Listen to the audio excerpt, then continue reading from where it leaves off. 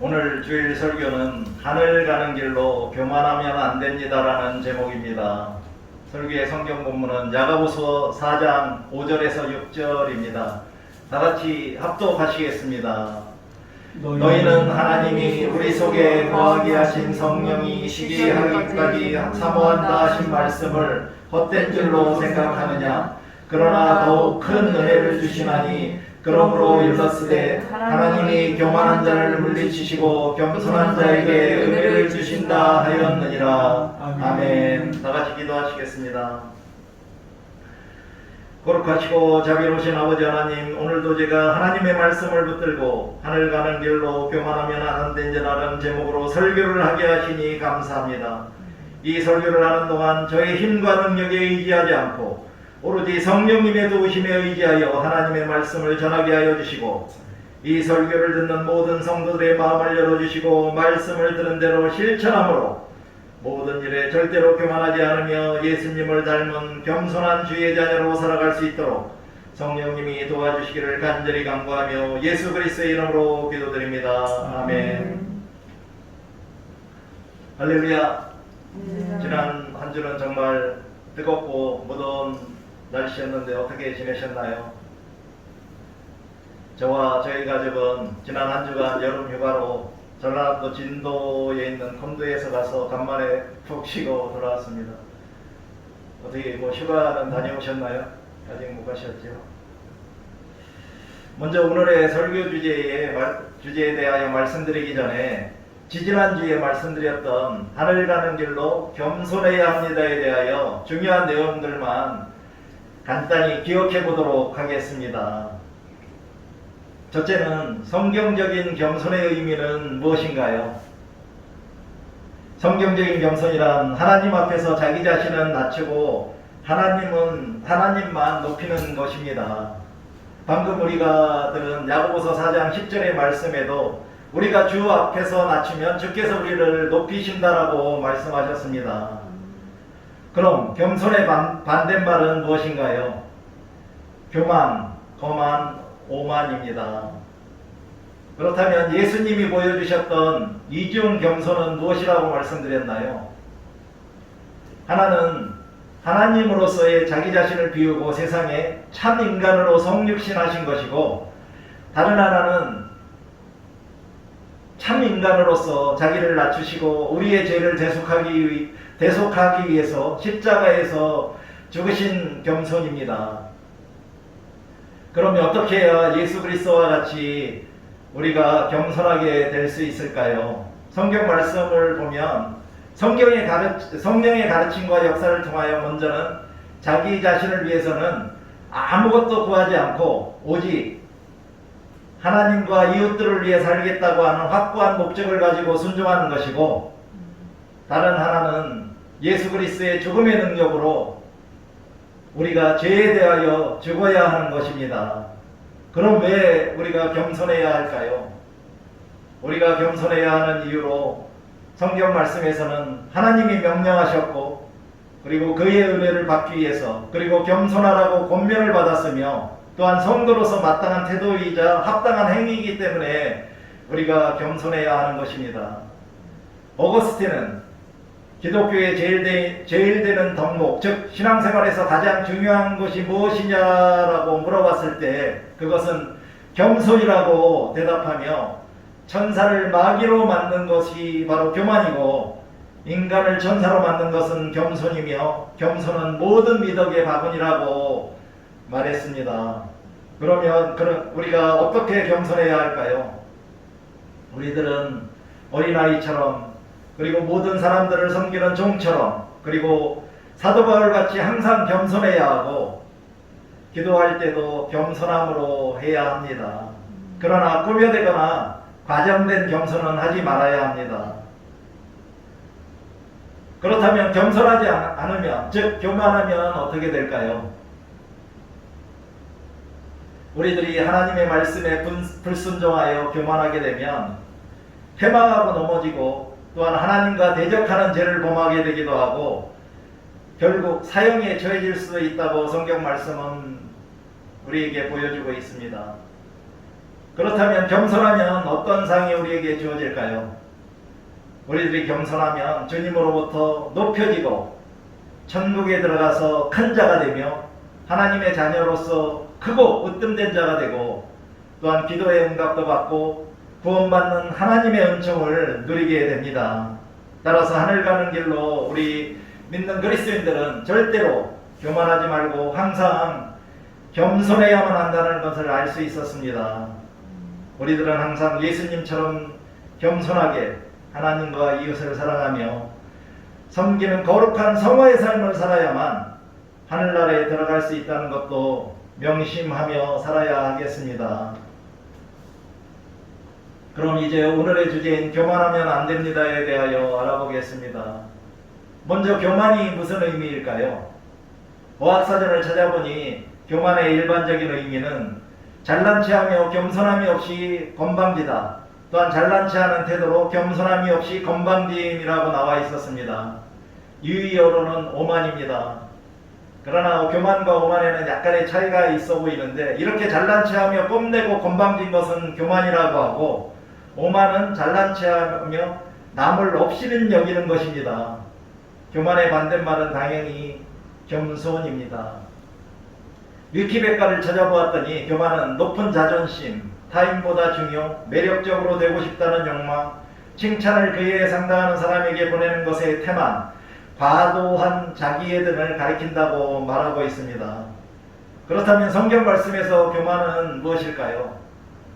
우리가 잘 알고 있는 신약성경 고린도전서 13장 4절에서는 사랑은 교만하지 않다고 말씀합니다. 따라서 교만 역시 하나님과 이웃에 대한 사랑이 부족할 때 나타나는 것입니다.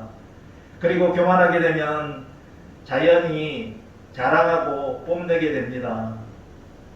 구약성경의 잠언 16장 18절에서는 교만은 패망의 성공이요 거만한 마음은 넘어짐의 앞잡이니라 라고 말씀하시면서 우리들이 교만하면 패하고 망한다고 말씀하고 계십니다.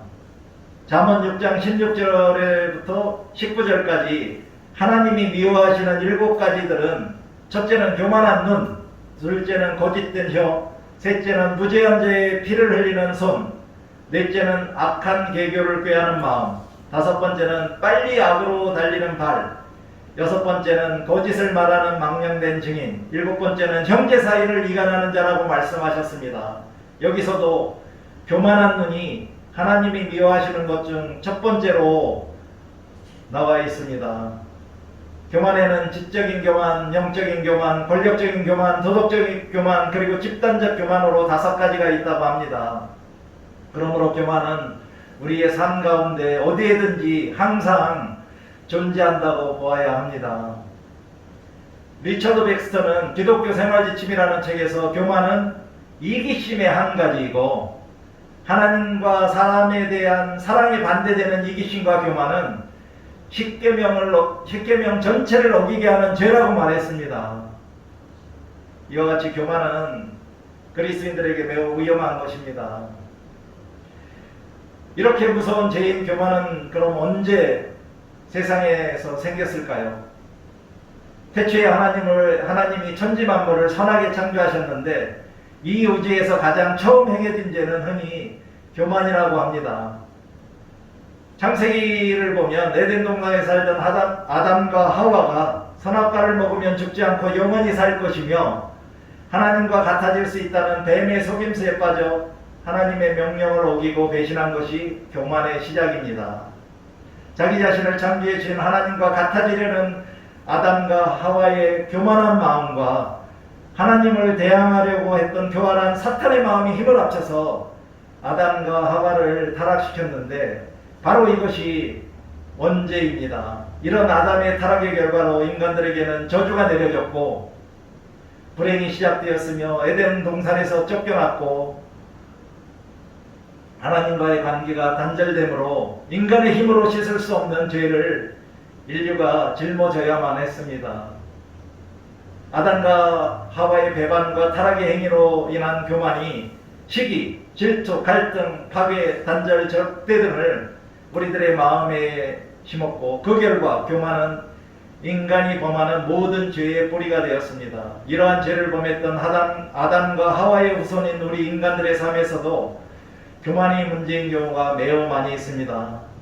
지금 이 순간에도 사악한 교만은 우리 주위를 맴돌면서 하나님과의 친밀한 관계를 깨뜨리고 하나님으로부터의 축복을 받지 못하게 방해하며 우리의 기도의 응답도 받지 못하게 합니다. 교만과 함께 우리는 문제에 대해서도 간단하게나마 알아보아야 합니다.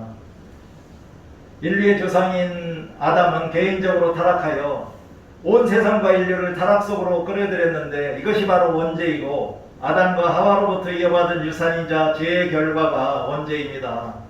원죄는 교만, 그리고 무신론인 불신앙과 우상숭배, 그리고 자기의지로 구성됩니다. 교만은 하나님처럼 자기의 영광을 추구하는 것으로 인간이 삶의 중심에 자신을 놓고 예배하는 우상숭배로 교만으로부터 일어납니다. 무신론은 하나님을 부정하는 불신앙이며 하나님이 빠져나간 곳을 대체하고 자기 자신을 나무 같은 곳에 투영해 놓은 것으로 이것도 교만으로부터 일어납니다. 아담이 물려준 유산 가운데 세 번째는 자기의지입니다. 또한 교만과 무신론과 자기의지는 분리되지 않고 하나이며 사탄도 인간과 마찬가지로 하나님의 의지 대신에 자기의지를 내세웁니다. 여기에 네 번째로 세상사랑이 추가되는데 이것은 육체의 정욕, 안목의 정욕, 이생의 자랑입니다. 따라서 우리는 원죄에서 가장 중요한 구성 요소가 교만이고 교만이 원죄의 시작이라는 것을 알 수 있습니다. 아담의 후손인 모든 인간들은 죄의 그늘 아래 태어나서 영생이 없고 죄에 빠져 있습니다. 만일 인간에게 죄가 없다면 예수님의 구원 사역에는 의미가 없고 단지 세상에 모범 역할밖에 하지 못하며 예수님은 진리를 가르쳐 주시는 도덕 선생님이 되실 뿐입니다. 그러므로 이러한 원죄론이 기독교의 기준점이고 원죄론이 무너지면 기독교도 무너지게 됩니다.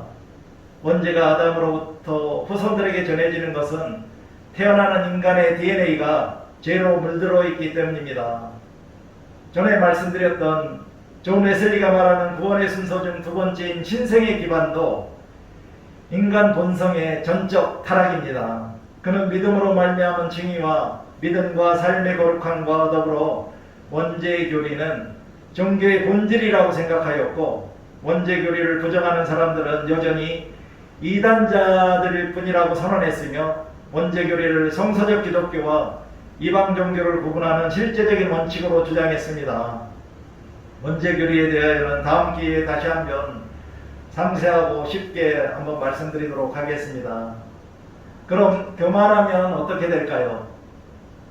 지지난주에 겸손해야 합니다의 설교에서 말씀드렸던 것인데 다시 한번 반복하도록 하겠습니다. 첫째는 교만하게 되면 패망하고 넘어집니다. 잠언 16장 18절에서 교만은 패망의 선봉이요 거만한 마음은 넘어짐의 앞접이라고 말씀하셨기 때문입니다. 또한 하나님이 교만한 자를 물리치십니다. 오늘의 설교 본문인 야고보서 4장 6절에서 하나님이 교만한 자를 물리치시고 겸손한 자에게 은혜를 주신다고 말씀하셨습니다. 이것은 잠언 3장 34절을 인용한 말씀입니다. 또한 세 번째로 하나님은 교만한 자를 대적하십니다. 베드로전서 5장 5절에서는 사도 베드로가 젊은 자들아 이와 같이 장로들에게 순종하고 다 서로 겸손으로 혼의를 동이라. 하나님은 교만한 자를 대적하시되 겸손한 자들에게는 은혜를 주시느니라고 하셨습니다. 또한 교만한 자는 사형에 해당할 수도 있습니다. 로마서 1장 29절 32절에서 사도 바울은 하나님이 정하시기를 교만한 자는 사형에 해당한다고 말씀하셨기 때문입니다. 그러므로 우리들은 겸손하지 않고 교만하면 패망하고 넘어지게 되고 또한 하나님과 대적하는 죄를 모방하게 되며 종국에는 사형에 처해질 수도 있다는 것을 기억해야 하겠습니다. 그렇다면 우리가 교만에 빠져 있는지 어떻게 알 수 있을까요? 우리 모두는 항상 교만의 문제들을 가지고 있지만 교만의 증상은 매우 미묘하고 알아차리기가 쉽지 않습니다. 교만은 상처를 주기도 하고 잠시 동안 기분을 좋게도 할 수 있지만 교만의 핵심은 우리의 마음에 예수님 대신에 이기심으로 채우고 각자의 마음에 예수님을 주님으로 삼고 섬기는 것을 거부하는 것입니다. 또한 교만은 고통스러운 자존심이기 때문에 하나님께서는 우리가 교만한 마음으로 살지 말고 겸손한 마음으로 살아가기를 바라시는 것입니다. 영국 크리스천 투데이의 칼럼에서 당신이 교만에 빠져 있음을 알려주는 5가지 신호라는 내용을 읽어보았는데 저에게 많은 공감이 되어서 소개해드리도록 하겠습니다. 첫째, 교만에 빠지게 되면 먼저 건강하지 못한 비교를 한다고 합니다. 주변의 사람들이 신앙생활을 하는 것을 보고 우리는 항상 그들의 전략을 자신의 전략과 비교하면서 자신의 전략과 아니면 신앙생활이 더 낫다고 생각하는데 이것이 바로 교만이 넘칠 수 있다는 강력한 신호라고 말하고 있었습니다. 여러분들은 이제까지 신앙생활을 하시면서 다른 성도들의 신앙생활과 비교해 보신 적은 없으신가요? 우리들이 흔히 범하는 일로 우리는 비교하면서 살아가는 경우가 많이 있습니다. 두 번째로는 비판받는 것을 거부한다고 합니다. 너무 많은 교인들이 다른 사람들을 비판할 때는 빠르고 비판을 받아들이는 것에는 주저합니다. 근데 이것은 매우 역설적인데 그러므로 비판받기를 거절하는 것은 당신의 마음속 교만이 위험한 수준에 있음을 알려주는 강력한 신호라고 합니다. 세 번째는 듣는 것보다 더 많이 말한다고 합니다. 교만한 사람들이 비판을 쉽게 받아들이지 못한 이유도 아마 우리가 듣는 것보다 더 많이 말하고 있기 때문입니다. 각자 자신의 생각이 항상 가장 우선순위이며 무게 중심에 있고 누군가 자신의 이야기를 들어주길 원하지만 이는 다른 사람들도 마찬가지입니다. 저도 누군가와 만남을 하고 나면 항상 후회하는 것이 다른 사람들의 말을 경청하기보다는 저의 말을 너무 많이 했다는 것입니다. 아마도 저도 교만한 사람이라 그런 것 같습니다. 네 번째로는 자신의 이미지를 유지하기 위해 왜곡하기도 하고 조작하기도 한다고 합니다. 하나님께서는 우리가 당당하기를 원하시고 또한 거짓 증인을 피하기를 원하십니다. 그러나 온전한 이미지를 유지하기 위해 이를 왜곡하고 조작할 때 교만이 우리를 파괴로 이끌고 있음을 알려주는 조용한 신호라고 보면 된다고 합니다. 또한 다섯 번째는 지위와 타이틀에 지나치게 집착한다고 합니다. 만약 당신의 리더십이 특권과 존경을 과도하게 바라면서 다른 사람들을 사랑하고 섬기는 일에 대해서는 무지하고 소홀히 한다면 조심해야 한다고 말하고 있습니다. 왜냐하면 교만이 하나님 대신에 심판을 부르기 때문이라고 합니다. 이와 같이 우리들이 남들과 건강하지 못한 비교를 하거나 비판받는 것을 거부하거나 듣기보다는 더 많이 말하거나 자신의 이미지를 왜곡하고 조작하거나 지위와 타이틀에 지나치게 집착할 때 우리는 교만에 빠져있는 상태라고 간주하셔도 무방할 것 같습니다. 그렇다면 우리들의 주위에 항상 맴돌고 있는 교만을 극복하기 위해서는 우리가 어떻게 해야 할까요? 우리 모두 교만으로부터 벗어나기 위해서 고군분투할 수 있지만 먼저 하나님의 전능하신 능력을 깨달아야 하고 동시에 자신의 한계를 파악해야 한다고 합니다. 그리고 겸손하게 되고자 하는 자신의 모습을 그려보면 교만은 극복할 수 있다고 합니다. 또한 예수 그리스도의 십자가에서 완성된 구원의 능력으로 현재의 교만은 내려놓고 우리의 본이 되시는 예수 그리스도의 겸손을 본받음으로 교만을 극복할 수도 있습니다. 또한 교만하지 않고 겸손하게 살아갈 수 있도록 성령 하나님이 도와주시기를 항상 간구하고 기도해야 합니다. 또한 우리의 마음과 언행을 교만하게 하는 악한 영을 예수 그리스도의 이름으로 대적할 때 교만한 마음을 이겨낼 수 있습니다. 또한 금식 기도라는 영적 방법, 즉 영혼을 위하여 음식을 금하면서 자기 자신을 쳐서 하나님 앞에 복종시킴으로 자신의 교만을 극복할 수도 있습니다. 여러분들은 어떤 방법이든지 아니면 모든 방법을 다 사용해서라도 교만을 극복하여 하나님의 마음에 합한 그러한 진실한 그리스도인으로 살아가시기 바랍니다. 오늘의 설교 본문인 야고보서 4장 5절 말씀은 이해하기 매우 어려운데 대한성서공회의 관주 해설 성경을 보니 하나님은 우리 속에 거하게 하신 그 영을 질투하실 정도로 그리워하신다로 번역하는 것이 더 정확하다고 말했는데 이 말씀도 이해하기는 어렵습니다. 6절에서 하나님이 더욱더 큰 은혜를 주신다는 것은 하나님의 주권적 은혜가 우리들의 죄, 육신, 세상, 사탄의 세력보다 더 크다는 것입니다. 또한 잠언 3장 34절을 인용한 말씀은 누가 하나님의 은혜를 받는지 보여줍니다. 즉 하나님의 교만한 적이 아니라 겸손한 자가 하나님의 은혜를 얻는다는 것입니다. 따라서 우리들은 모든 일에 겸손히 행할 때 우리들에게 하나님이 더 큰 은혜를 주신다는 것을 기억하며 살아가야 하겠습니다. 성경 말씀은 우리들이 교만을 극복하기 위해서는 먼저 겸손해야 한다고 말씀하고 있습니다. 그러나 자기 스스로 교만하다는 것을 발견하기는 쉽지는 않습니다. 그러므로 우리는 하나님의 말씀인 성경에 비추어서 발견한 자기 자신의 교만은 내려놓고 모든 일에 항상 겸손해질 수 있도록 최선을 다해야 하겠습니다. 이제 잠시 눈을 감고 이제까지 살아오면서 나는 얼마나 교만했는가 살펴보고 기억해보며 앞으로는 모든 일에 교만하지 않고 겸손하게 예수 그리스도 안에 거하고 예수 그리스도와 함께 겸손하게 살아가겠다고 다짐하는 묵상을 하도록 하겠습니다. 사랑과 은혜가 풍성하신 하나님 아버지, 오늘도 말씀 선포 시간에 하늘 가는 길로 교만하면 안 된다라는 설교를 통하여 우리들이 모든 일에 교만하지 않고 항상 겸손하게 살아갈 수 있도록 가르쳐 주셨음에 감사를 드립니다.